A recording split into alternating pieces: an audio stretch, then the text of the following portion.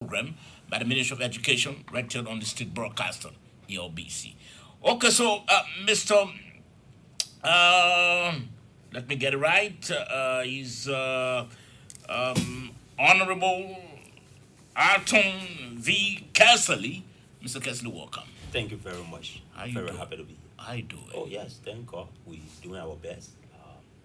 Very much happy, and we are very much happy. We're doing our best. The job is tedious, but that's what we You sound up to do. sign out to do. And Okay. so, yeah. Okay, the first thing we want to hear from you, Mr. Kessley or Minister Kessley, is to first tell us about your office. So, what does your office do at the Ministry of Education? Oh, okay. So my office is the Department of Planning. I head the Department of Planning, Research and Development, and there are a lot of core activities we are to be leading. Among the core activities, um, are to ensure that we have an education plan for entire education sector, and ensure that that plan is in line with the government developmental plan. That's Okay. one.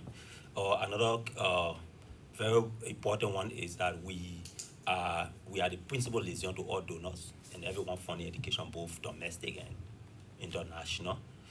We serve as the clearinghouse for education development activities. We are the one managing the statistics or the data statistics on education. We are also responsible to basically monitor all of education activities, the M&E activities. We are leading that, and then we are also responsible to make sure that there are good physical environment for learning. Okay. That is school building construction. We are responsible to ensure that we have good structures. Those structures are well maintained, and basically we manage the education. Okay, so you are in another word, you are the steward, of all education activities in the country. Now, let's get to hear from you. You are linked directly with the partners that are operating with you. You know them, and you can tell us about the statistics, the number of partners you have currently helping with education. Do you care to comment? So we have so many partners. I won't be able to list them, but I can tell you Over just half. off here, Okay. the big ones. Like you have the World Bank. World Bank is a major partner, as I think you already aware that there's a 47 million United States dollar grant to education from the World Bank. There's the USAID that have every year been providing so much money to education sector. There is the European Union. You heard of the TVET program. The European Union is given us more than 30 million euro currently for the TVET program. You have UNICEF and all of the UN agencies, most particularly UNICEF, UNFPA, and you have many. I won't think of here of all of them, but there are so many. Now, I know you also receive donor support apart from what the partners are giving you.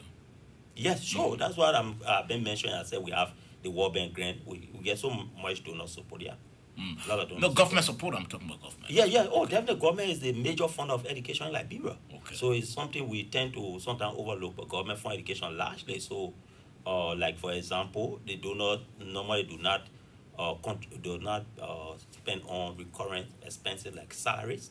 All of the salaries are provided by government. Government provide operational fees in order to make sure that we have all the vehicles to go to work, to monitor. We have the fuel, and government provide to make sure schools are constructed. Government they do a lot.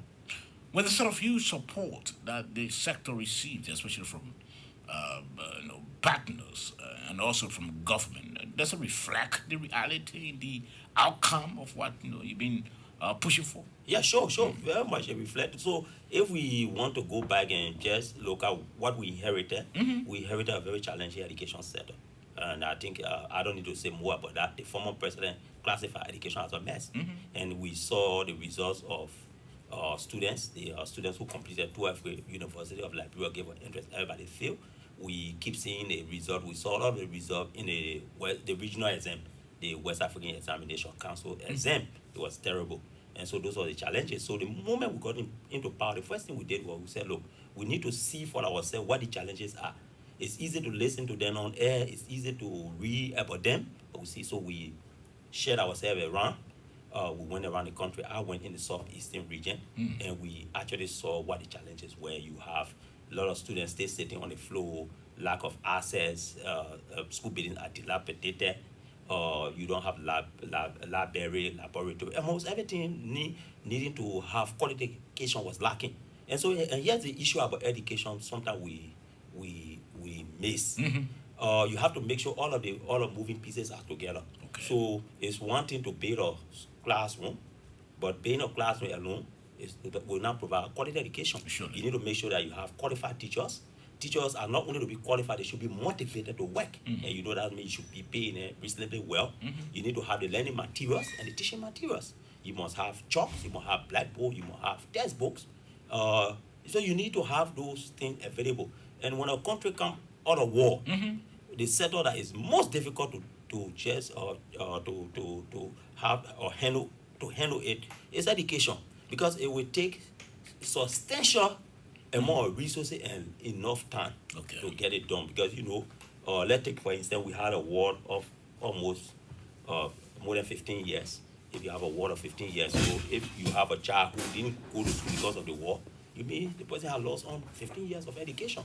That person who has gone to school through kindergarten and go to college and have a degree. Okay. So that's the kind of system we have to change. So the challenges are many and require a lot of resources. You're listening to the SMS rated on the OBC 99.9 and also frequencies across Liberia. Our guest here is the Deputy Minister for Planning at the Ministry of Education. He's Alton Vesely. He's our guest. And of course, we are first to try to hear from him, the role he plays, his department plays at the Ministry of Education. Now, but first, let's hear from you, Minister Vesely. Kesley, rather. Can't you, tell us about the school data collection program? Thank you very much. So, as I said, we inherited a challenging education setup, and then you know very well that Liberia have been struggling. We are not a very rich country based on we have so many challenges and the resources. You look at our national budget, hovering around 500 million, 600. I think we're talking about 800 million. So with the kinds of challenges we have, if you were to take all of that money and put into education, it will take some time, and it will be very much or maybe unreasonable on our part to say, look, take the entire budget and give to education. If you don't have good security, how do you learn? Yeah. If you don't have good water, health care, how do you learn? Yeah. So we have to be reasonable. While we push for more, we have to make use of the one we get. Sure. And in order to do that, you have to actually identify what the challenges are. Not only that, you should be able to target your spending. Okay. Shows that those factors that will have the most impact in changing you spend on them. And the way you can do that, you need the data, you need the statistics. You need to know what the actual challenges are, how many students you have, how many students need to go to school, where do you need to construct school and everything. So that's something we've been struggling on. The last time, before we took over the reign of education, the leadership of education, the last time the statistics were done on the sector was in 2015-16. Okay. And then we came and we decided to do one, and then COVID came, but then we completed that in 2019-2020. So, but it's been a challenge in the sense that when you sit with donors and the rest and you want to get some funding, you need to provide the numbers. So the ministry decided that it was incumbent upon us that we do all we can to make sure we collect data and we make sure we close the gap on data. You can't be you collect one data 2016, then you go 2019 for collecting, and then maybe another. So you need to collect the data regularly, at least annually, and that's why it's called the annual school census. So we are back on that. So what we decided to do was, look, let's close the gap. Let's collect the 2020, 2021, and 2021, 2022. So the process is ongoing now as we speak. For the 2020, 2021 data, we have gotten over 50% of the school's results already in. So we can show you all that before the end of December, before sometime the middle of December, we will have 2 years of statistics ready for Liberia. Now, do you also it's a tedious process trying to collect data. I know what it is, especially sending people on the field.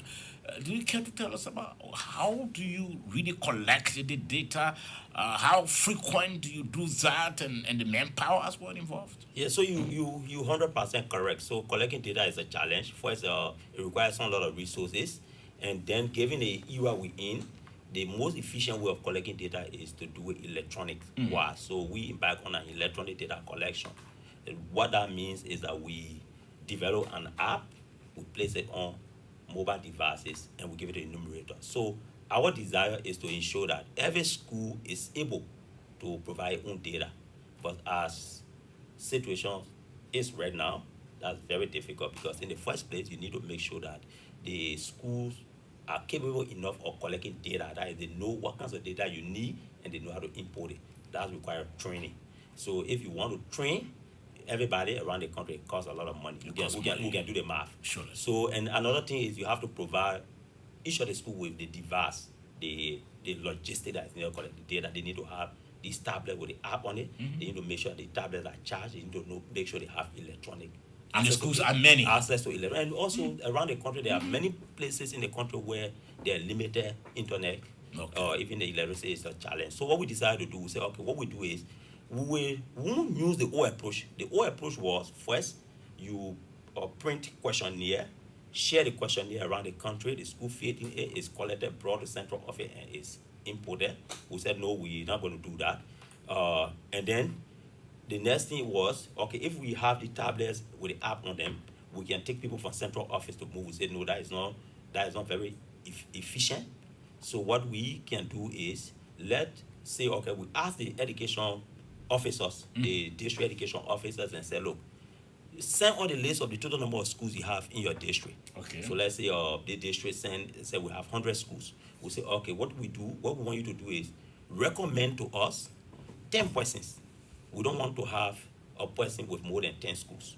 So recommend to at least 10 persons for the 100 schools, and make sure that these people are in the vicinities of the schools. Okay. And then we train those people, and then we give them the device, and they collecting the data. And that's why it's happening right now. So as we said, and then we send a few persons from central office that will serve as, that will provide technical support.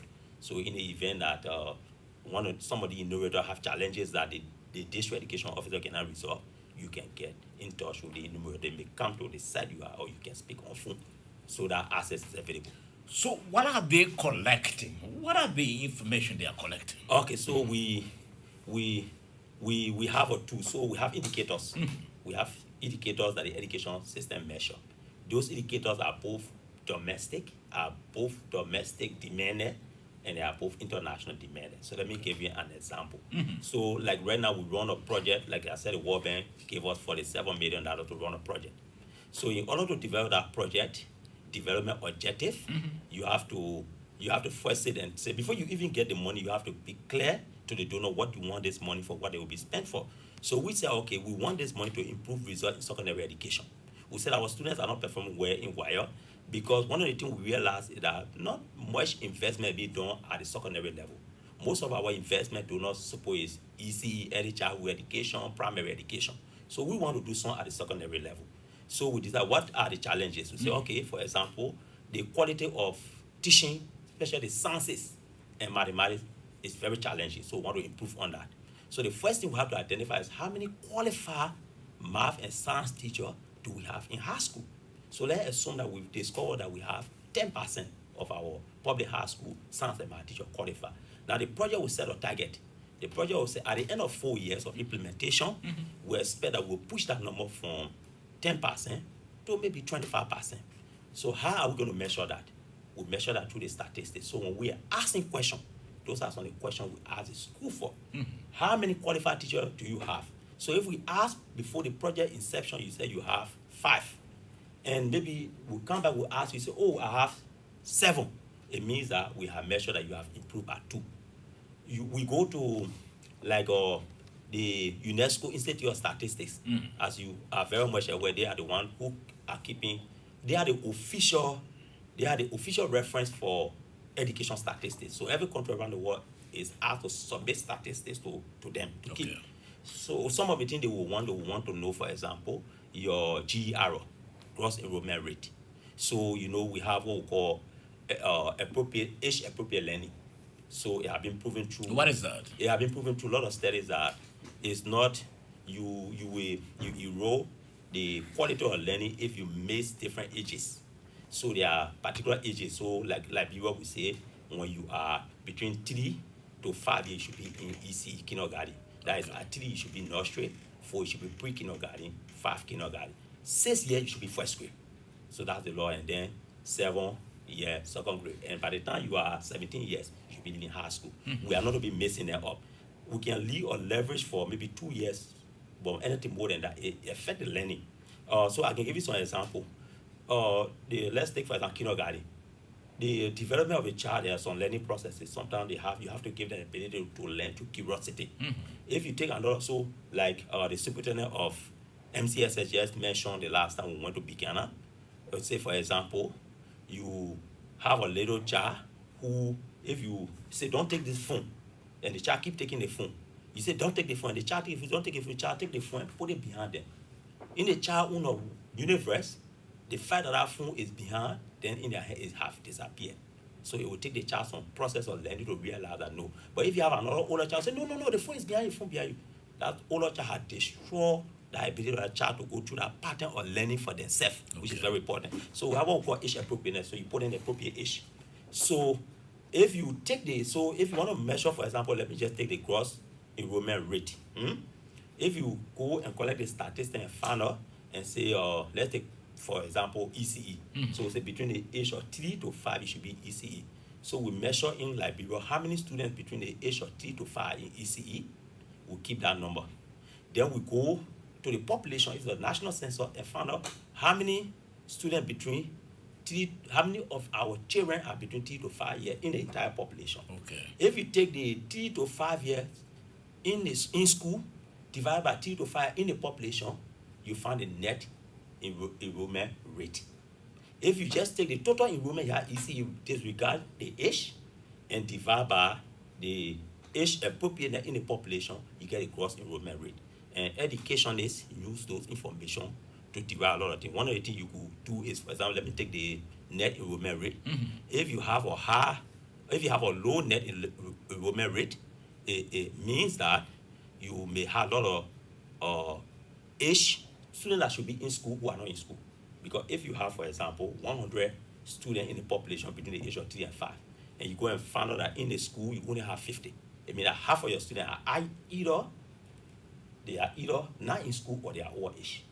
So it can measure that, it can help you to plan how many more classes you need, how many more qualified teachers you need, how much you need to invest. So those are the statistics we collect. Okay. Without these statistics, you cannot be able to make this informed decision. Okay, so Mr. Kesley, right? Minister Kesley, right? Now, we want you to give us, because you say you've already done 2020 to 2021. That's why it's in process now. It's in process. It's in process. We did it 2019, 2020. Right But now, why do you delay? Because by now you should be doing 2022 or 2021 to 2022, but 2020 to 2021 should be completed. yeah, that's what we should be doing. So that's what we want to do now. So trying to close that gap. So as I said, there have been challenges. Okay. You have to do with resources, you have to do with capacity. So you have to build that capacity. Fortunately for us, we now have the capacity to do that. What is left is the resources and working on that. So as we speak, Mr. Minister, we don't have any of that statistics on book to help us, make a sound decision as to where decisions as to where we invest more money in the education sector. We don't have that statistics. So that's what we're trying to get it. So what have been happening over the year is that, look, the statistic we get is a census. It means that we count everybody. You can still do sampling. That is you can still do sampling. You can still do a survey. So survey is where you can set up a random sampling and do sampling, and you do the statistical analysis. You can still come close to what you think the number is. So that have been done by different people. So and there have been projections for all statistics. You can make use of that. That is not very much reliable. Okay. But what we're doing now is we're doing the census. We counting everybody. So you can get a reliable one. Yeah, that would be very, very reliable. Okay. So are you operating, do you have your people in the field in all of the 15 political subdivisions or the counties? Yes, everywhere. So if you if we're on live now, I'm going to show you what is happening. I'm going to show you live on the system. Okay. As we are speaking, you can see, if you look here, as we are speaking, you can see the data coming in. So these are the number of schools that have been submitted in the last. So like you see today, if you look at this today, the days that is coming, what I will do, I'll try to, we're not only doing that, we're also mapping the schools. So if you go through our statistics, you will see everywhere the schools are located, you see on the map of Liberia.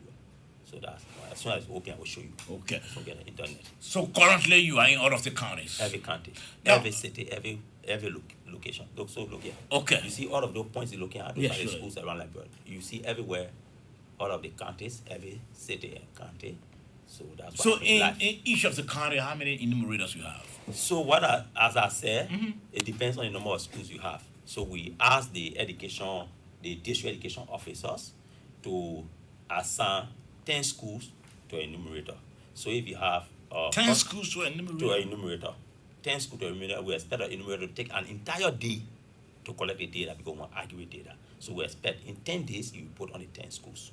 So if you have, for instance, let me give you an example. So is Let's- it possible to take a day and collect all the necessary data from a school? Is it possible? Yes, it's possible. It's possible. Moisha, we have so many questions. The questions around 200 questions, but it's So then possible. what makes it possible? It's possible because in the first place, what we did was we did do the hard copy of the questionnaire and we distributed to all the schools months ago. Okay. So we asked the school administrators to fill in those forms. So those forms are available waiting. So when the enumerator get there, the enumerator sit with that school administrator and they go through it, and all the enumerator had to do is just ensure the numbers are correct. And they plug it in. And plug it in. Okay. And then you plug in at the school so that we can capture the location of the schools. Now, those enumerators you have who are doing a job in the field, are they being paid by the Ministry of Education or by partners? So we normally don't really pay, we don't call it pay. So what we do, we provide transportation and feeding for a day. So we ask the DEO, the district education officer, say, look, can you find us somebody within the vicinity of the school? So look, we are right now in ERW Junction. So you look for 10 nearby school assigned to a person who live close to this place. We will train that person, and what we do, we provide the person transportation and we provide them feeding for a day so that they can collect the data for us. So we don't pay people.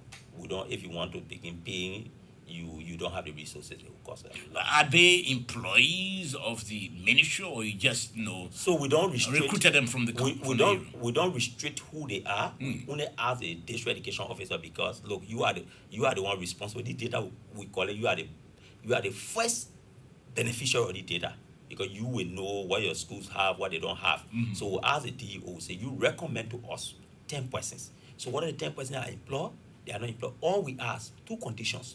One, the person is trainable, or the person is trainable and they are committed to get the job done.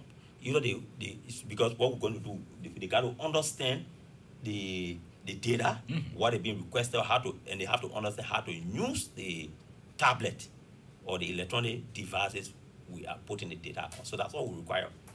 Yeah. Okay. Now, those electronic devices that you you send to your people working in the fields, the enumerators, were they purchased here or they to procure them from abroad? They were procured here. So the way it works is that it's through donor funding also. So we identify how many enumerators we needed. So we needed close to 700 enumerators. So what we did was that we decided to request of our donor to provide. So for example, UNICEF provided around 200 of those tablets. The project we have, Getting to Best, through that project we got around 40 something. And then the Getting to Best initially have 40 some more tablets.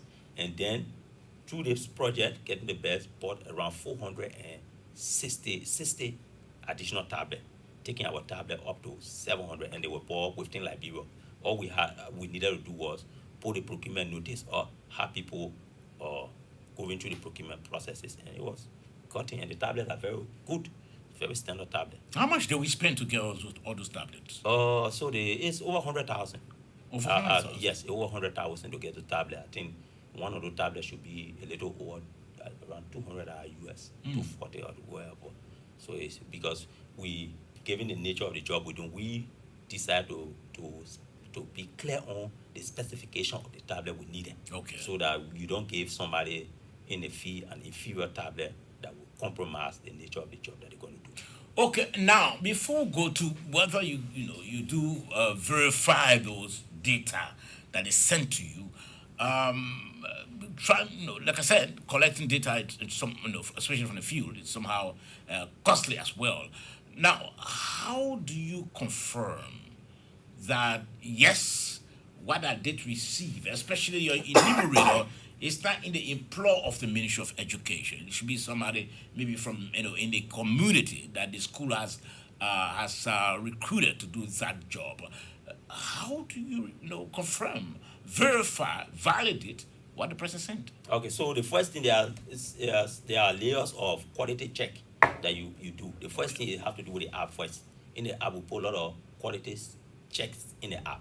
So that is it's difficult for you to just sit down on your own and just manufacture figure. So for example, we doing age appropriate. So we ask you, we say how many male student below the age of 3 in let's say in nursery. Then we go how many male 3 in nursery, 4, 5, 6, 7, 8, so that we get up to I think 11 years. Then we ask the same question for female, and then we ask the total. So what we do is that we ask sometimes we ask first for the total. Yeah, sometimes we ask for the total. You put the total for each of them, and then we start asking for the individual. By the time you punch it in and you get to send, as long as it does not agree, it won't go through. So we have a lot of those security features in the stuff to ensure that you don't just manufacture number. So that's one. The next quality check is that doing training, we make sure that you are well trained to make sure that you can easily identify someone that's lying to you. Another thing is that's one of the reasons we ask that the enumerators should come from the community where the schools are located, because you got some first-hand information, some of the information there. Then finally we have what we call post-enumeration survey that we're going to do. So after we have gotten all of the results from the schools, then we're going to sit down and do some random selection. It's a statistical process. There's a statistical process that will be used to ensure that there's no biases. So we say, for example, you send all of the data in. We have 7,000 schools, we see all of the data in. So they will take those 7,000 schools and say, okay, we're going to do maybe a survey of about 200 of them. Let's just say 100 of them.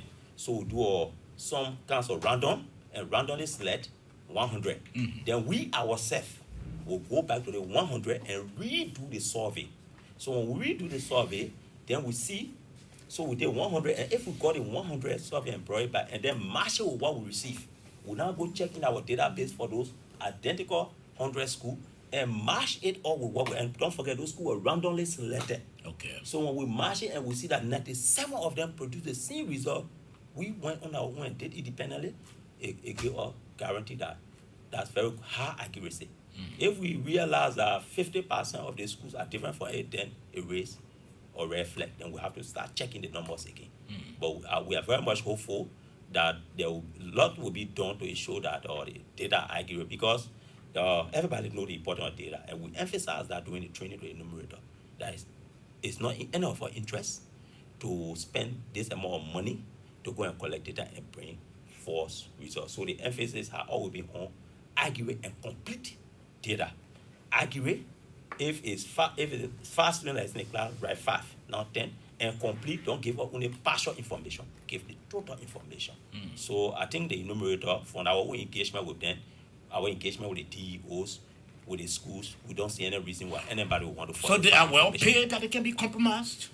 They are well No, it's not catered about, for financially that it can be no, compromised? it's not really about being well paid. So given the fact that most of the people are from these locality of the schools, and they're going to do a job for 20 days, and they will be given some reasonable amount. And, Reasonable?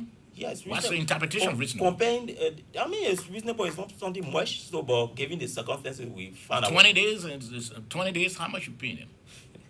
So so in 20 days we expect them to get reasonable around, I think 500 for 20 days. Okay. That way, yes, around 500 for 20 days. So we expect, like, if I'm getting my numbers correctly, you should be getting like $15 for transportation, and you should be getting like $10 for feeding every day. Okay. So you imagine if you live in a community and in 20 days maybe you are unemployed, and in 20 days you get that amount of money, you will be happy. And then the good thing about it is that we're going to be collecting data frequently. Okay. So if you can do that job very well, reliable, why would we want to choose another set of people to collect the next set of data? We'll come back to you. So there's a guarantee of some level of employment for you. Okay, so is this the first time that the Ministry of Education has embarked on this exercise? No, it's not the first time. So as I said, 2016, similar thing was done, but in different method. But this method is the this first one time? is the first time. Okay. It is unique. It is more like using decentralization. Okay. Using these sort of gadgets as well? Yes. Because the first time they digital, yeah. Okay. The last time, 2019, during the COVID, we also started the whole digital process. Now, so let's give us an idea that we can be looking at in the future. That let's assume you concluded the exercise in the 20 days that you made reference to. What do you hope to see? What is it that the people of Liberia will see in the health sector as a result of what you are doing? So there's a famous saying, I don't know who said, a problem identified, the problem has solved. So as I said, the real way, the guaranteed way of identifying any problem is to get the data for that problem, because the numbers and data will speak for themselves. There's no politics about that. So the fact that we can get accurate data on the entire education sector, we have solved the problem half. Because at least we identify the exact problem in the system. And then given the challenges of resources, we can target our spending. That's a key thing. You can target your spending. So you won't just be throwing money to problem. You can target the factors that when you change those factors, they can have a drastic effect on the education sector. It's not just about just spending, but you will know what to spend on, and where to spend, how to spend. So that's important. So the whole issue of statistics cannot be overemphasized. Okay. They need to have accurate, complete statistics, can never be overemphasized. Are your enumerators also looking at the condition under which the schools are operating? So as I said, the enumerator job is to collect the data. So it's not their job to attach any opinion to attach any. Let's assume they went to a school. Let's assume they went to a public school, and they saw about 10 students in the classroom. And then when they look up into the ceilings, they saw the whole place, this hole there, nothing, very good condition where the students supposed to be. So are they not going to capture that as well? So that's why I said that what they're doing, so they are carrying set of questionnaires, is in the quite tools. These questions are in the tablet. So we who design those questions capture all of those things. Okay. So there's a complete session on school infrastructure. So we ask you how many school buildings do you have, how many classes you have, when was the school built, when last was it repaired, why is it leaking? No, you don't ask the question. We don't ask the question that way. So what we do in the questions, we don't have enough. If you want to ask every particular question, you will have 1 million questions. Okay. So what you do, you design your questionnaire in such a way that when you ask one question, it captures more than 50 questions. So these are broad questions that can